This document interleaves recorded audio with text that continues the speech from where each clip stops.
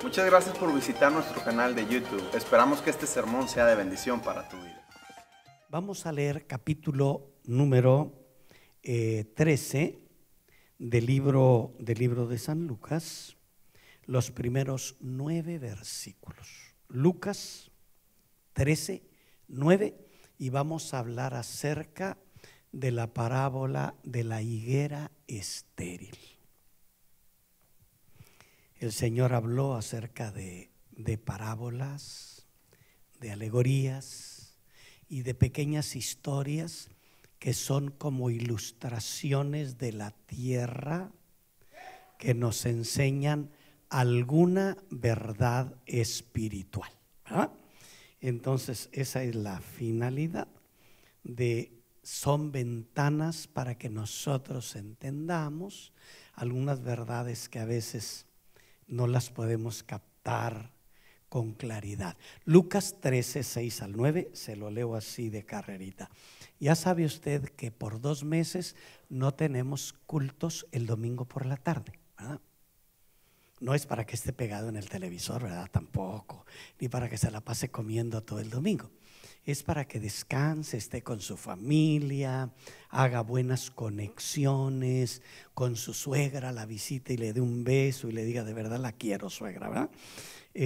Por si hay alguna duda, ¿verdad? Entonces, es para que usted tenga un buen tiempo con su familia. Si va a salir de vacaciones, sin presiones, lo haga también.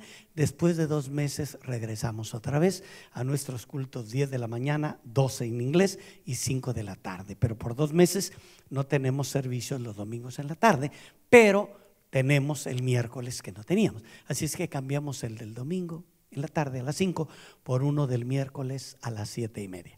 Y este próximo miércoles tenemos a mi hermano Benjamín para predicarnos aquí.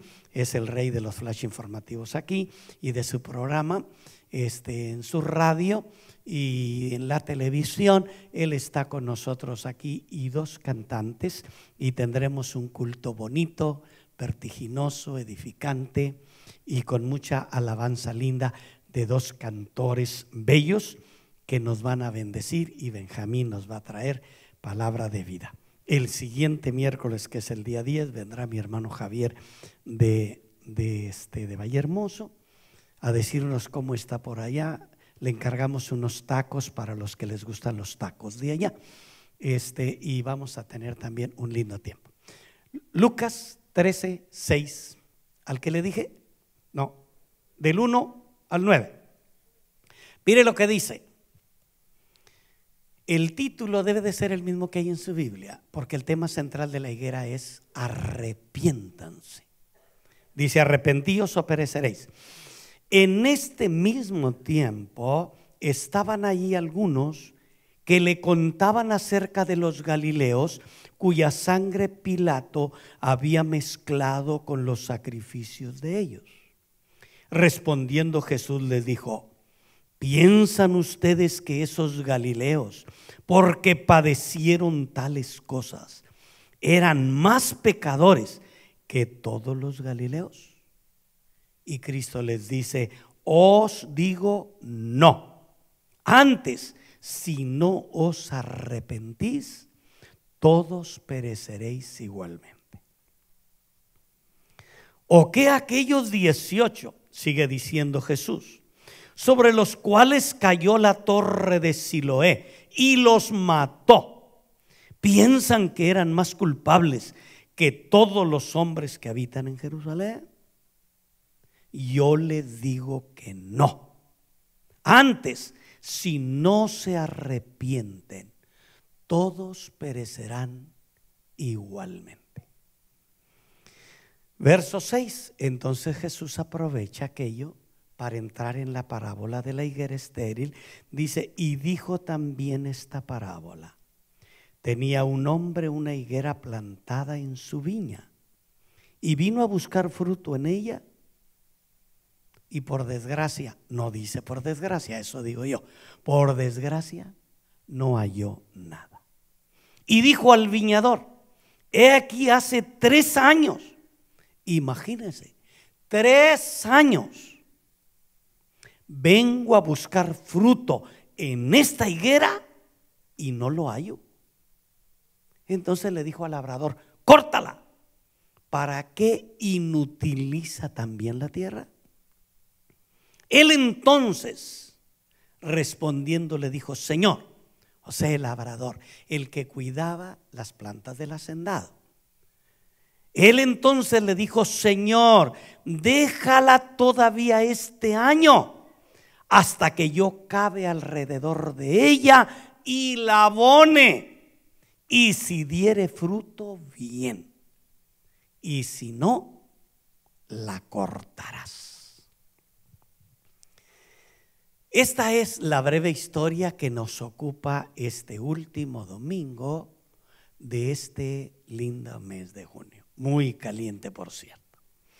Hablamos entonces de esta parábola. Cuando analizamos nosotros las parábolas de nuestro Señor Jesucristo que se registran en la Biblia, podemos ver que algunas de ellas fueron dirigidas casi en exclusiva a la nación de Israel en particular. Por ejemplo, Mateo 21, 28 al 32 nos habla de la parábola de los dos hijos. Y esto habla acerca de Israel que rechazó a Juan el Bautista, que le dio la espalda a su mensaje, a sus enseñanzas, porque él venía a preparar el camino del Señor. Y habla de Israel como alguien que rechazó al precursor de Jesús. Luego tenemos en Mateo 22 la fiesta de las bodas, que revela un cuadro más claro de la maldad y de la rebelión de los hijos de Israel contra el Señor Jesucristo y contra sus enseñanzas. Luego tenemos en Mateo 21, 33 al 46, la de los labradores malvados, y se aplica a Israel. Y esa parábola es muy sugestiva, léanla en casa, muy cautivadora, porque habla del hombre hacendado que entrega sus viñas al pueblo de Israel. Y dice: trabájenla y al tiempo regreso para recompensarlo y recoger lo mío. Y resulta que diciendo se va lejos, malgastan todos los de sus haciendas. Luego el Señor manda enviados y les dice: pregúntenle por mis bienes. Y cuando ellos dicen: este viene en nombre del patrón, vamos a matarlo. Y lo tratan mal y lo matan. Y se refiere a los profetas. Luego dice que el hacendado manda a su hijo y dice: a mi hijo, por ser mi heredero y mi hijo, lo van a tener en más alta estima y lo van a atender.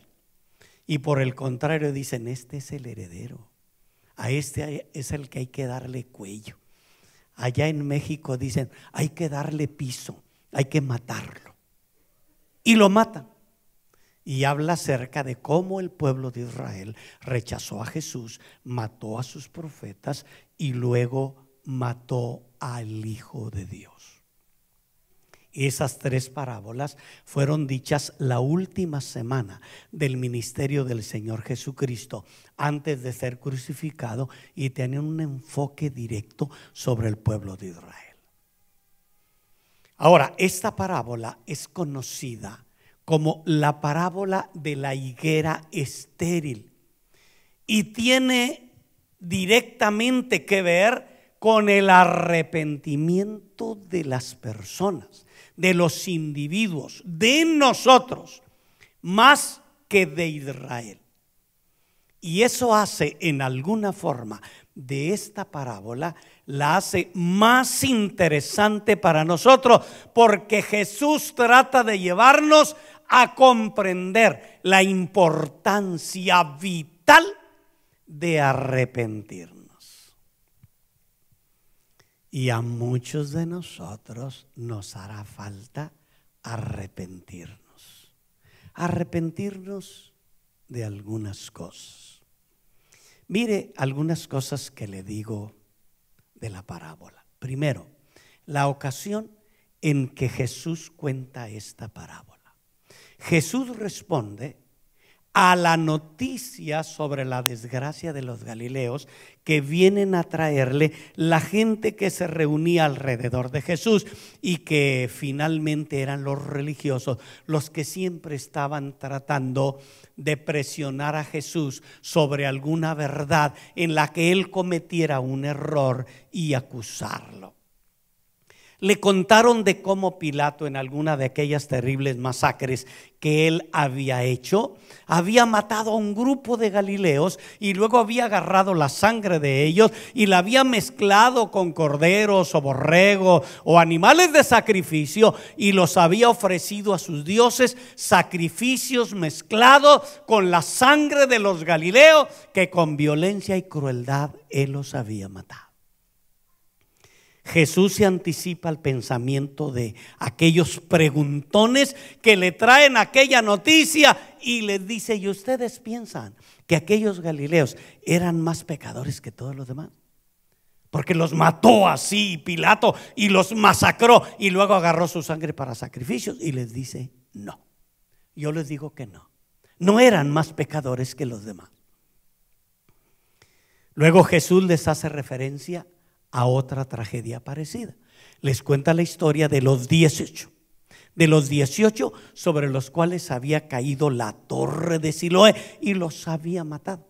Y les dice: ¿y ustedes piensan que aquellos 18 que aplastó la torre y que los mató eran más pecadores y más culpables que todos ustedes? Y el Señor mismo les responde y les dice: yo les digo que no. ¿No eran más culpables que todos los que viven en Jerusalén? Y si algunos de los que preguntaron vivían ahí, les dice: no eran más culpables que todos los habitantes de Jerusalén. Algunos piensan que se refería a la destrucción de Jerusalén, que vendría muy pronto. Otros dicen con más claridad se refería al acto imprescindible para ir al cielo, que es el de arrepentirnos de nuestros pecados.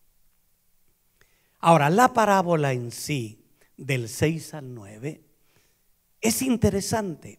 Y dentro del cuadro básico de esta parábola, nos dice la historia de un hombre que se decepciona de su higuera.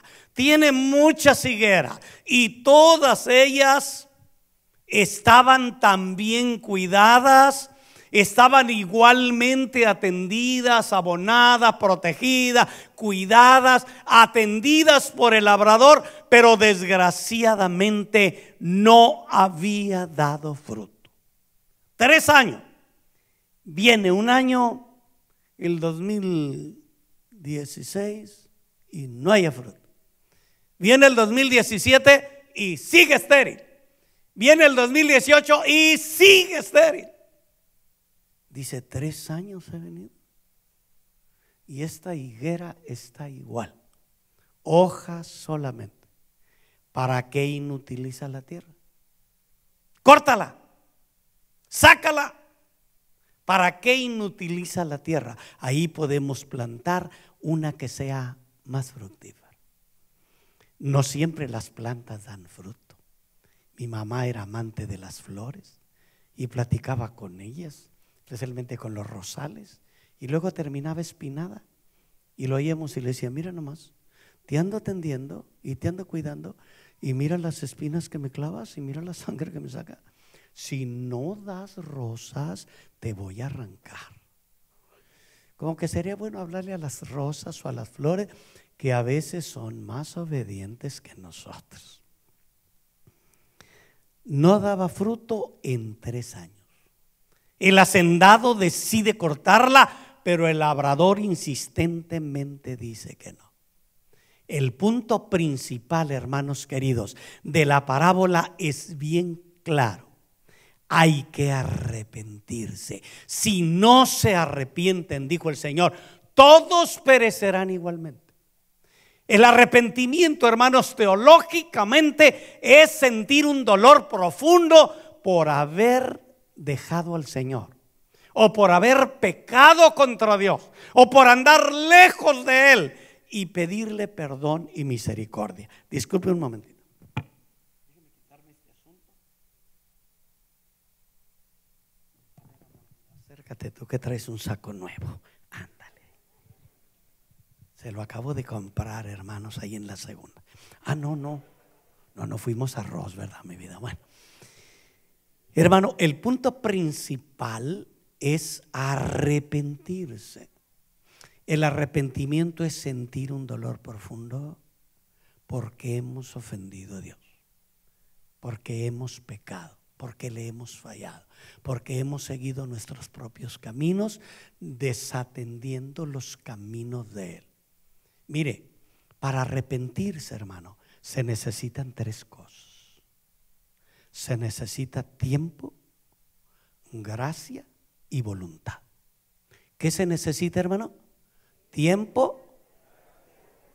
A ver, repítalo otra vez. Tiempo, gracia y voluntad. Eso es lo que se necesita. Tiempo, gracia y voluntad. Ahora, sobre ellos le digo, el tiempo no es de nosotros. El tiempo es de Dios. La gracia no es de nosotros. La gracia es de Dios. Y la voluntad es lo único que nosotros tenemos. El tiempo es de Dios, la gracia es de Dios y la voluntad es lo único que tenemos. Y hay muchos que por años han dicho, yo creo que el otro domingo le entrego mi vida a Cristo. El próximo mes le entrego mi vida a Cristo. Cuando cumplamos 25 años de casados y cumplen 50 y todavía no lo hacen. En los próximos bautismos me bautizo. Y la voluntad les falla. En los siguientes, ahora sí, sin falta. Y en los siguientes les falla la voluntad.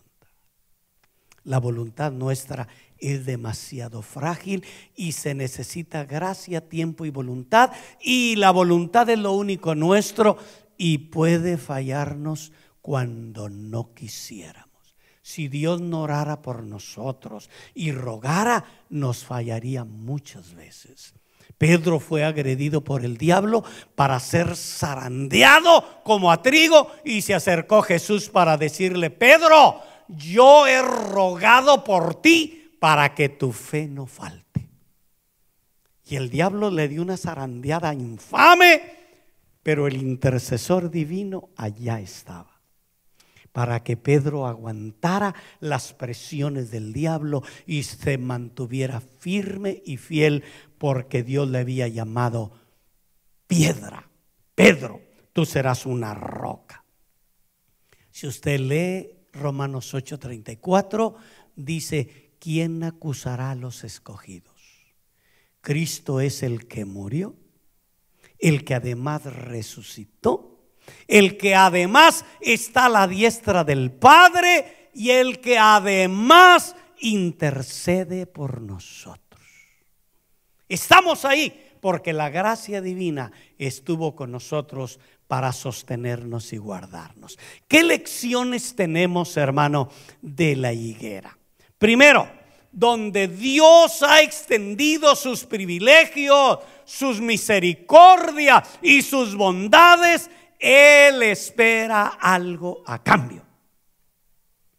Si lo ha guardado, lo ha protegido, lo ha bendecido, lo ha ayudado, Él está esperando de usted algo. Que se arrepienta, que le dé su corazón, que le entregue su vida, que rompa con aquellos hábitos que a veces nos impiden llegar a la excelencia en el servicio al Señor. Este labrador estaba decepcionado de la higuera estaba ahí presta, bien atendida, pero no daba fruto. Cuando Dios extiende sus privilegios, Él espera que nosotros demos fruto. El dueño de la higuera esperaba fruto y eso era justo. 1 año, 2 años, 3 años y no hubo nada. Se le dio 1 año más de gracia. ¡Qué maravilla! Dice la Biblia, el versículo número 7, el número 8. Entonces él respondió y le dijo: Señor, déjala todavía este año, hasta que yo cabe alrededor de ella y la abone. Y entonces, si no diere fruto, córtala. Dios le dio un año más. Dios le dio 12 meses más. Le dio nuevamente sol, le dio nuevamente lluvia, le dio nuevamente tiempo, esperando que la higuera diera fruto. Dios bendijo a Israel y Israel lo decepcionó. Le dio su corazón, le dio sus enseñanzas, le dio sus mensajes, le dio su amor. Y cuando estaba para despedirse de Jerusalén, descendiendo del monte de los olivos, en un pollino, en un asno que nadie había montado antes, hizo un alto viendo la puerta dorada y la belleza del templo, hizo un llanto profundo y dijo: Jerusalén, Jerusalén, tú que matas a los profetas que te son enviados, ¿cuántas veces quise juntarte como la gallina junta sus polluelos debajo de sus alas y no quisiste? De cierto te digo que vendrán días sobre ti en que no quedará piedra sobre piedra que no sea derribada, porque no conociste el día de tu visitación. El Señor lloró por Jerusalén porque le había dado la espalda, porque no había dado fruto, porque no se había arrepentido de sus pecados, de sus maldades, de sus vicios, de sus malos hábitos, de su incredulidad, de su temor, de su falta de fe en Él.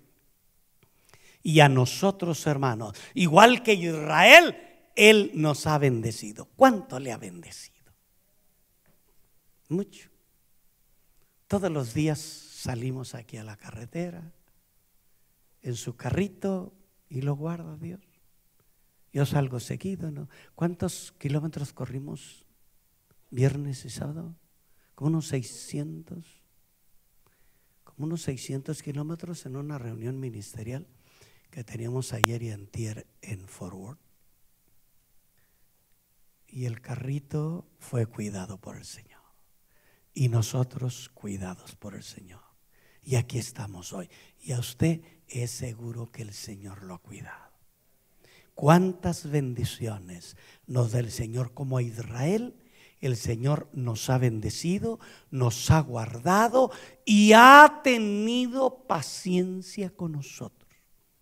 3 años y medio Jesús le predicó a Israel y le dijo que les quitarían el reino si ellos no se arrepentían. Mire estas citas: Mateo 21:43. Se la van a poner ahí y yo la tengo aquí a la mano. Esto habla de Israel. 21:43. Les dijo el Señor: por tanto os digo que el reino de Dios será quitado de vosotros. ¿Verdad que dice así? Será quitado de ustedes. ¿Por qué razón? Será dado a gente que produzca los frutos de él. Se les va a quitar el reino. Era para ustedes. El apóstol Pablo en el capítulo 11 de Romanos dice que metió el Señor la tala, cortó el tronco de la higuera natural Israel y la arrojó a la lumbre, quemada en el fuego, y en aquella cepa agarró un olivo silvestre. La gente gentil que quiso creer en Jesús, que le dio su corazón, y vino, la injertó en el olivo natural, porque Israel no dio fruto. La iglesia somos el pueblo de Dios, somos los elegidos de Dios. Para nosotros es el reino de Dios. Para nosotros son las ciudades del cielo, las calles de oro y el mar de cristal. Es para la iglesia. Dios levantó una nueva entidad llamada la iglesia de Jesús, la iglesia de Cristo, y estamos ahí para darle fruto a Él.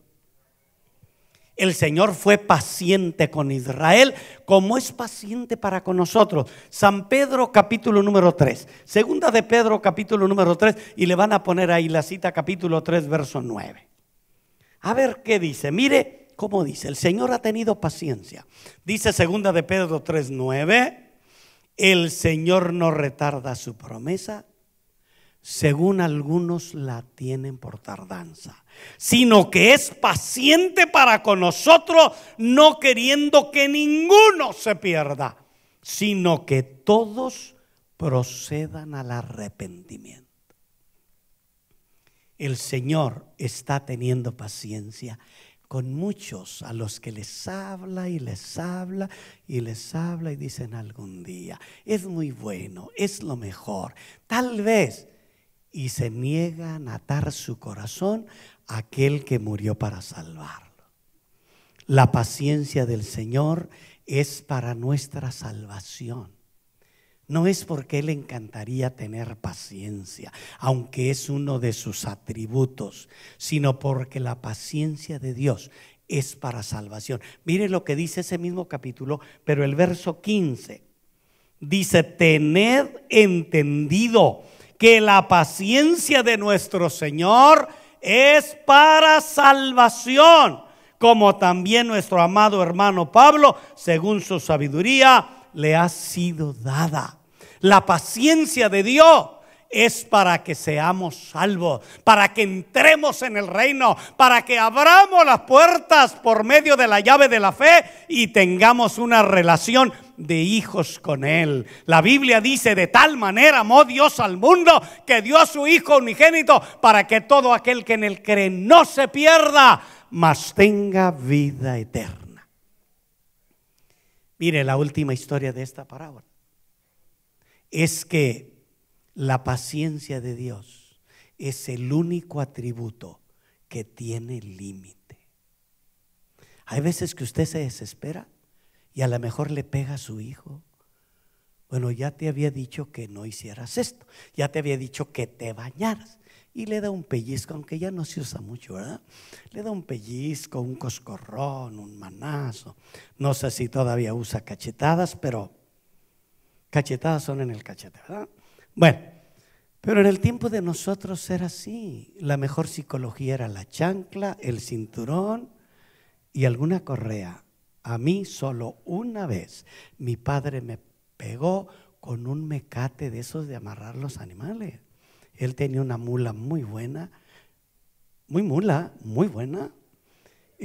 un expresito en el que se movía, y con aquella cuerda que él usaba, aquel mecate para la mula, me dio a mí una tunda inolvidable.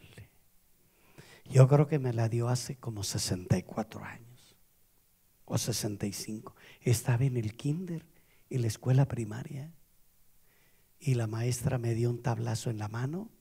Era la escuela gratuita, se llamaba. Y yo le agarré mucho miedo y por una semana no fui a la escuela, pero me escondí en una camioneta viejita que no servía, que estaba en los terrenos del templo, donde era pastor mi papá. Y cuando salían los niños, salía corriendo y me metía con ellos. Ya vine de la escuela.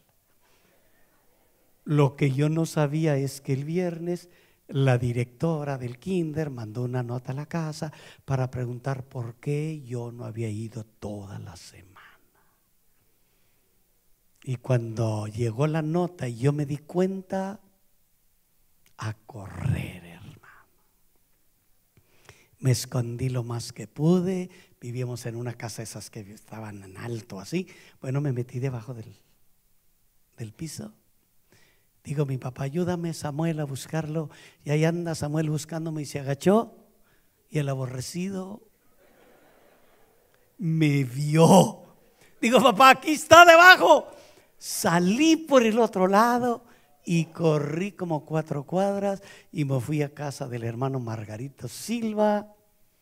Tenía un amigo, un hijo de él, David, y nos pusimos a jugar canicas, hermano. Mi papá buscándome y yo jugando canicas.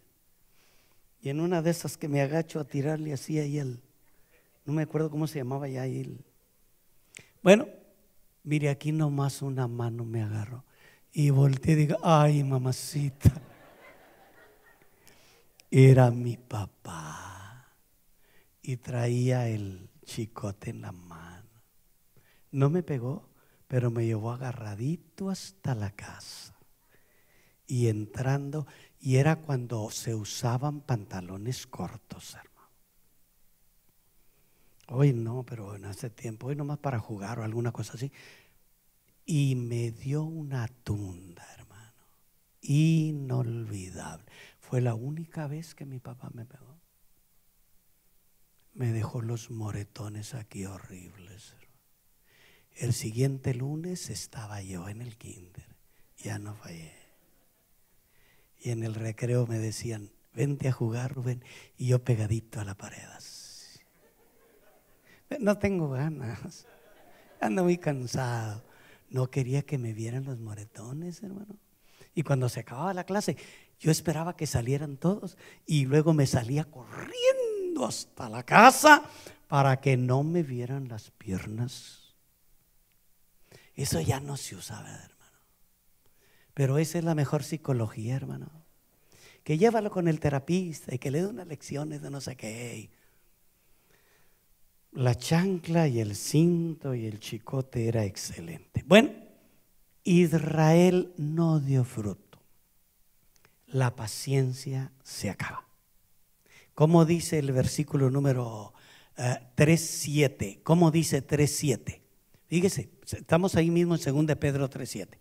Y ahí se lo ponen arriba y dice más o menos así. Por ahí lo van a poner en media hora, ¿verdad? Ahí está. ¿Cómo dice, hermano? Pero los cielos y la tierra que existen ahora están reservados por la misma palabra de Dios para el fuego en el día del juicio y de la perdición de los hombres impíos. Quisiera quitarle eso, pero allí está en la Biblia. La impiedad, la maldad, el pecado, la desobediencia, el temor a entregarle nuestra vida a Jesús. La Biblia dice, hermano, que todos aquellos que no llevan fruto serán cortados y echados al fuego. Si aquella higuera, después de 1 año, dijo el Señor, no da fruto, la cortarás. Y si al año no dio fruto, de seguro que la cortaron. Jesús advirtió a sus discípulos en el capítulo 15 de San Juan, versículo 2, dijo, todo pámpano o toda rama que en mí no lleva fruto, será cortado y echado al fuego. En el capítulo 15, verso 6, dijo, todo el que en mí no permanece, será cortado y echado al fuego. Y Pablo advirtió a los gentiles en el capítulo 11 de Romanos y dijo el apóstol Pablo a los judíos, si las ramas naturales fueron cortadas y tú que has sido injertado sin ser natural, siendo silvestre, ¿crees que vas a permanecer? No. Hebreos 6 del 1 al 8 nos habla acerca de que Israel recibió muchas bendiciones de Dios, pero le dio la espalda. A su enviado lo crucificó y lo mató de una manera sanguinaria. Y dice la Biblia que aunque Israel recibió muchas bendiciones, tendrá el fin de los espinos si rechazó a Dios. Y están, dice el libro de los Hebreos 11 del 1 al 8, serán maldecidos y serán quemados. Mi hermano, esta historia de la higuera estéril nos habla acerca de arrepentirnos de nuestra incredulidad, de nuestro temor, de nuestra indiferencia, de nuestra falta de buena voluntad para obedecer la palabra de Dios, de nuestra falta de arrepentimiento, de pecados que a lo mejor los consideramos pequeños, pero a los ojos de Dios un pecado nos excluye de su reino.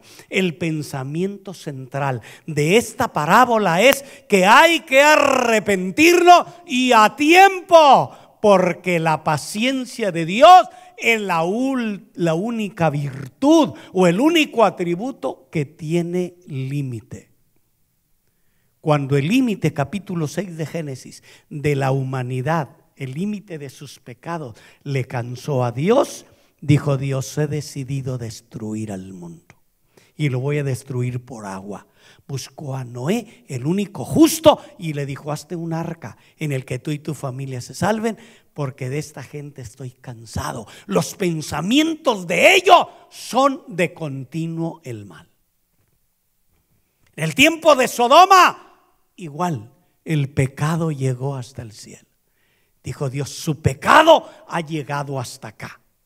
Y como era amigo de Abraham, le dijo a Abraham: voy a destruir Sodoma y Gomorra por fuego.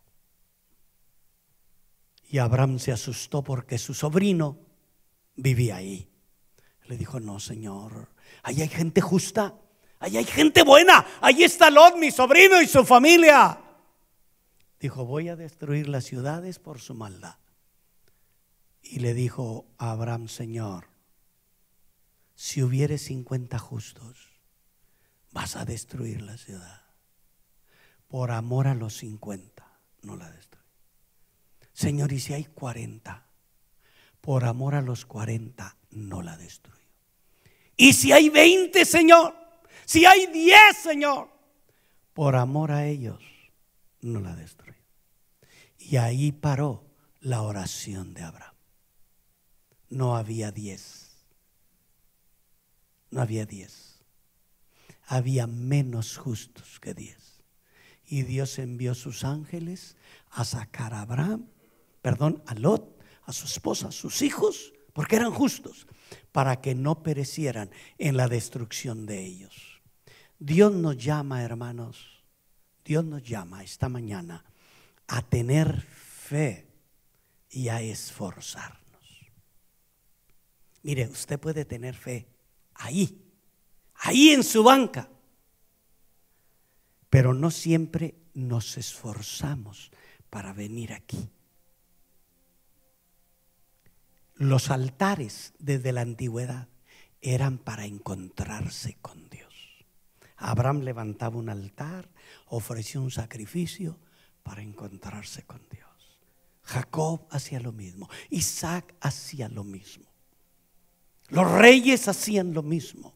Elías hizo un altar, puso todas las piedras y luego puso un becerro. Y ahí a la orilla del sacrificio le dijo: Dios de Abraham, de Isaac y de Jacob, enséñale a este pueblo que tú eres Dios y que yo soy tu siervo y que esto lo hago por órdenes tuyas. Manda fuego que consuma el holocausto.